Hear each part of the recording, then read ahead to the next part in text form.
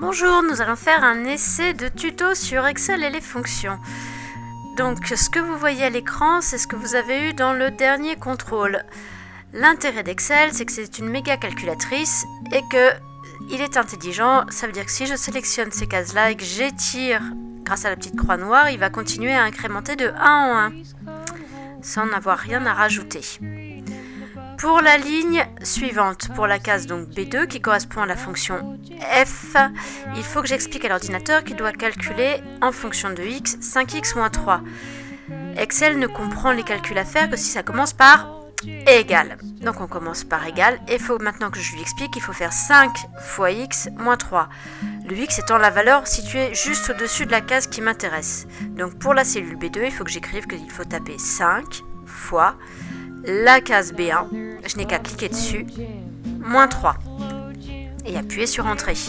Il a calculé tout seul, il ne me reste maintenant plus qu'à étirer la formule en cliquant dessus, en attendant que la souris se transforme en une petite croix noire. Et j'étire jusqu'au bout la formule sans lâcher le bouton gauche de la souris. Il a calculé tout instantanément. Pour la cellule B3, je dois refaire de même pour la fonction g, définie comme étant g de x égale moins 2x.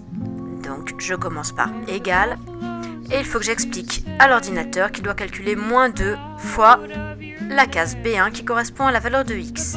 Donc on y va, moins 2 fois, et je clique sur la cellule B1.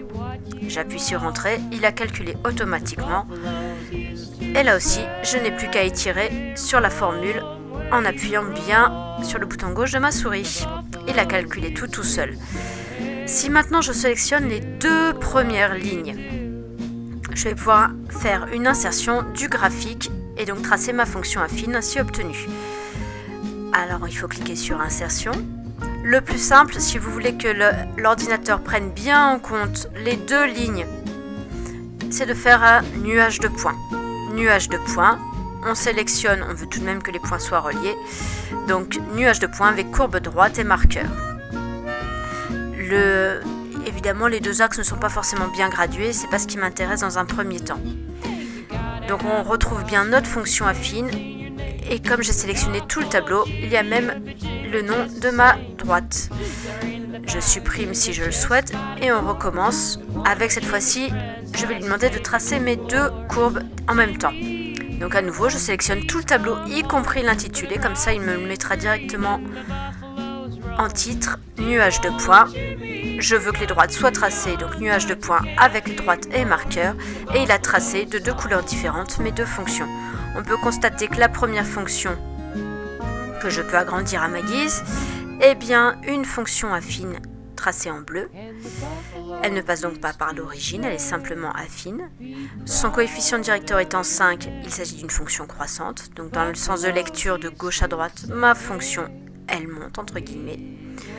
La fonction g, au contraire, est une fonction linéaire. Elle passe donc par l'origine. Son coefficient directeur étant un nombre négatif, c'est une fonction décroissante. Autrement dit, de sens de gauche à droite, c'est une courbe qui descend. Voilà, à plus tard.